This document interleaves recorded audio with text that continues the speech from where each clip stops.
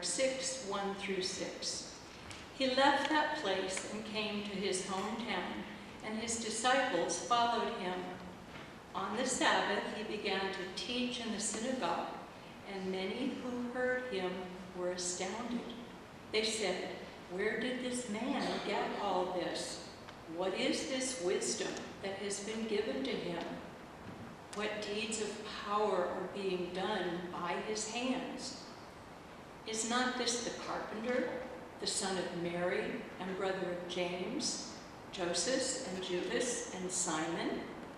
And are not his sisters here with us?" And they took offense at him. Then Jesus said to them, "Prophets are not without honor, except in their own town, and among their own kin, and in their own house." And he could do no deed of power there, except that he laid his hands on a few sick people and cured them. And he was amazed at their unbelief. Then he went among the villages teaching. May God add blessing to reading, hearing, and living of this holy word this day. Thanks be to God. So in case you're worried that I'm preaching the same sermon as I did last Sunday, because the scripture sounds kind of familiar to you, it's different, so just know that. Because we're going to hear the rest of the story about Jesus teaching in the synagogue today. So last week, just as a recap, we talked about Jesus coming home to his hometown of Nazareth. We learned that on the Sabbath, as was his custom, he went to the synagogue, and there he stood to read and was offered a scroll, the scroll of Isaiah. And that when he finished reading, he sat down and said a really short sentence, something about these words having been fulfilled in your hearing, and that was it. But we also talked about that essentially Jesus was announcing what his ministry would be, and essentially he was also saying, "I am the fulfillment of these prophecies." Now, the story of Jesus in the synagogue is recorded in 3 of the Gospels, Matthew, Mark, and Luke. And last week, the main part of the story we heard from Luke's point of view. And there it told us that the day that Jesus was in the synagogue and read, that people were amazed, stunned even at his words. And we also learned that people had been talking Jesus up a bit. They'd been talking good about it. They thought he was doing a nice job. Word had come to town that he'd been out and about for the last year and a half. He'd done some preaching and healing and some miracle stuff, and so they all talked really nice about Jesus. And I think that they were probably speculating about what they were going to hear that day in the synagogue from Jesus after he read that scroll. And so today what you could say is that we're going to hear the rest of the story, and the rest of the story is given to us in the Gospel of Mark that was just read to you. I don't know about you, but I think some of you have probably had this experience of going back home to visit after having not been there for a long time. Maybe you went away to college or went away and got married and didn't come back for a while, and you've gone back to visit, and I don't know about you, but my experience was that it wasn't exactly like I remembered it. You go to the house where you grew up and you always thought that house was really big, and you find out it was really small. Or, those places that used to go and hang out are not there anymore because they've been torn down and a mall is there, or some big store is there, or there's a housing development there now. And so things are not quite the same as what you might remember. And if you run into people that knew you when you were younger, they have an idea of who you are, and they remember you. "Oh, aren't you Joe's, kid or whatever?" And that's how they remember you, and you try to be grown up about it and say, "Well, yes, I am, and now I'm all grown up, and here I am." But you know that it's hard for them to see you as something other than that kid that was down the street, or the one that, whatever, got in trouble or whatever. Well, I can imagine that the people of Nazareth probably were excited to know that Jesus was back home. Remember, we talked about that Nazareth was a small town. Now, he hadn't been gone all that long. Some biblical historians say probably a year and a half or so. But a lot had happened in Jesus' life in that year and a half. And so when he came back to Nazareth, he wasn't the same as when he left. He'd been traveling around the country. He'd been talking and preaching and sharing and teaching with a lot of different kinds of people. He'd done some marvelous and miraculous things. And he gathered a group of disciples around him. And they followed him everywhere that he went, along with the crowds that accumulated when they heard that Jesus was around. And so that morning in the synagogue, when they were stunned by what he shared, we didn't get an idea of how they reacted when we read the gospel lesson last week. But in this version from Mark, we hear the people talking amongst themselves after Jesus has spoken. And they began to say to each other and question, who is this? Isn't this Joseph's son? Isn't this the carpenter? And aren't his brothers and sisters right here with us? And where does he get all of this stuff that he's talking about? Who gave him authority? Who does he think he is? The Messiah? Well, you can see why that might be a little disbelieving and upset, because they remembered him as the carpenter's kid.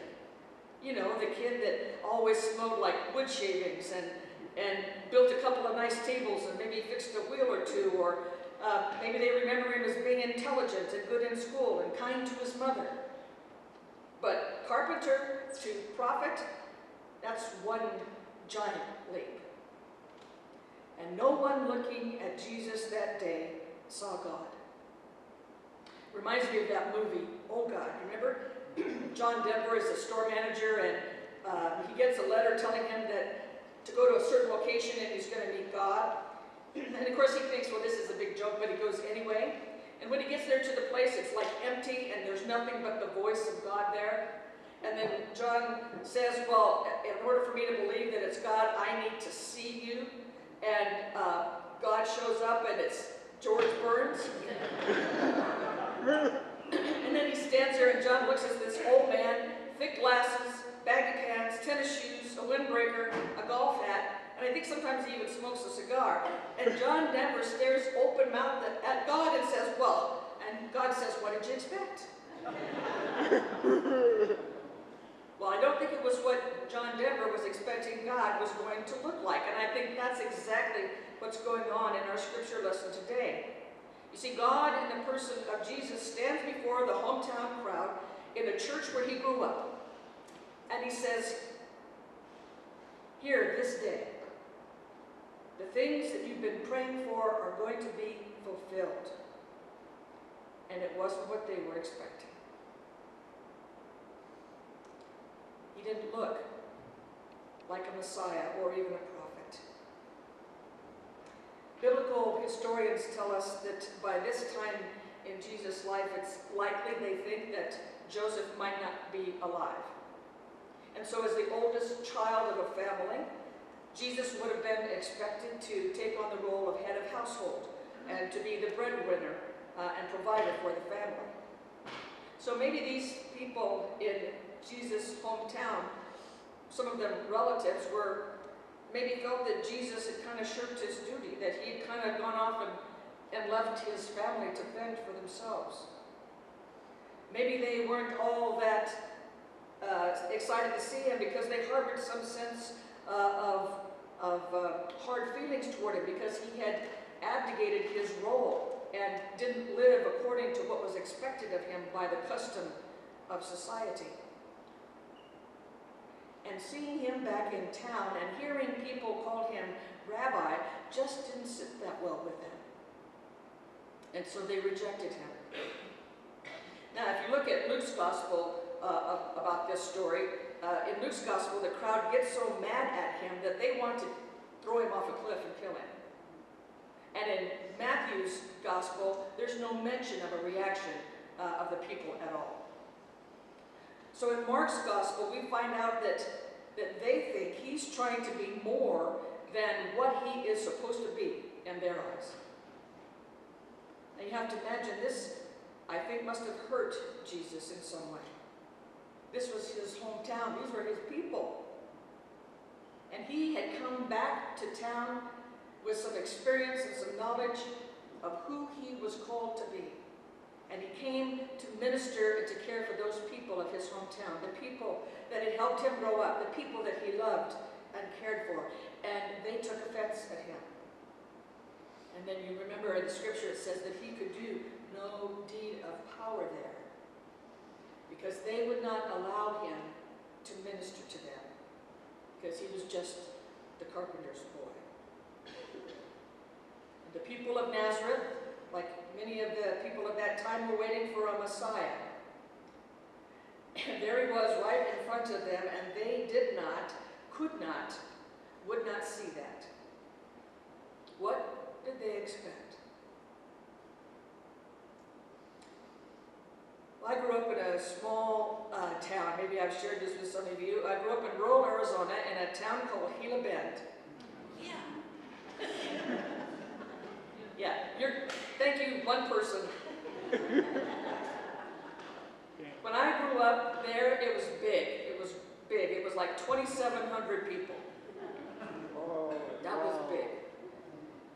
The town had been built as a stagecoach stop on the bend of the Gila River. That's where it got its name. Of course, by now this river was dry and ran only if it was a really rainy season.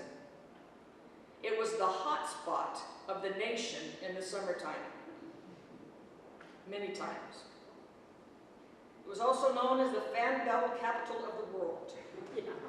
People had more car breakdowns there than any place else, I guess.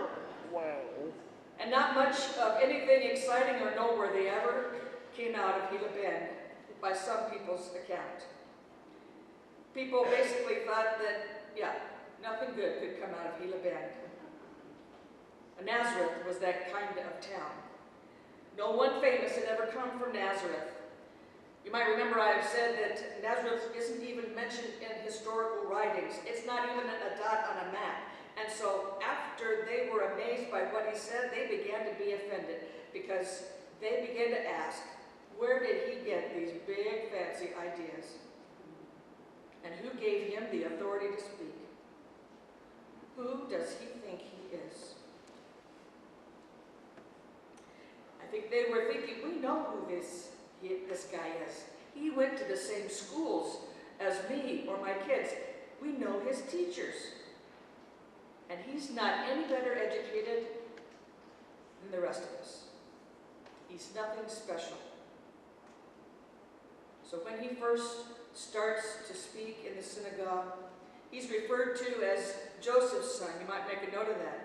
But now that they begin to question who he is, he all of a sudden becomes Mary's son.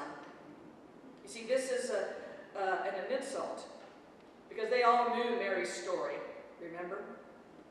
And his heritage is in question. So now he's Mary's son. Why did they do this? What kept them from being able to hear and let him minister to them? They were his people. It wasn't that he didn't have the power, but he was limited by their unwillingness to acknowledge who he was and what he could do for them. And I think a lot of it was because they were just too familiar with him. I think sometimes that can be a problem for us too. We often come to church wanting things to be different, but heaven forbid that anyone would try to change things. That spirit of familiarity kills the potential for what God might do. Think about it that way. The spirit of familiarity kills the potential for what God might do, because we become so comfortable with the way things are, even though we really would like them to change, that we don't want people messing with our stuff. We certainly don't want people messing with our scripture or our worship. And I think that day also they let their pride get in the way of what Jesus was trying to tell them. They didn't want to admit that a carpenter's boy, that Mary's kid, might actually be the one that could make change. And I think we often let our pride get in the way of God's work too. We think we're the ones that do the work. We think we're the ones that are important, and it keeps us from being able to see that we need help, God's help, to get things done. So they might have been too familiar. They might have been a little prideful, and maybe they were just not able to believe, because they had in their minds already what the Messiah should look like. And Jesus didn't fit those requirements. These same issues keep us from realizing God's preferred future for us too. We become familiar with the things of the church and the ways that we do ministry, and we begin to take things for granted because someone always takes care of it, right? And we often allow our pride and our belief in ourselves to come between us and God and what God would have us do. And we need to ask ourselves, what could God do if we would just get out of the way? And sometimes we become disbelieving. We might have an experience and it seems as if, well, God doesn't care for us, or God's not interested in us. And so we focus so much on God's not wanting us that we forget that we cannot limit God's work and God's love for us. And maybe deep down inside, those folks that day had maybe even quit expecting anything from God. They've been asking for a long, long time. But you know what? It doesn't make any difference who the preacher is. It could even be Jesus. And it doesn't matter how good the sermon is, if the attitude of the people listening isn't right. There's a theologian and author named William Barclay, and he put it this way. He said, there can be no preaching in the wrong atmosphere. The congregation is responsible for at least half of every sermon. In an atmosphere of expectancy, the least effort will catch fire. In an atmosphere of coldness or indifference, the most spirit-filled of sermons will fall flat. You see, it's not the words that make a difference. It's not even who speaks them that makes a difference. What matters is how we as listeners respond to what we hear. And that day, the people weren't quite ready to listen. They wanted something, but they could not see that what they wanted even had a possibility of being fulfilled in Jesus. So whatever they were expecting, it wasn't that. It wasn't what they got.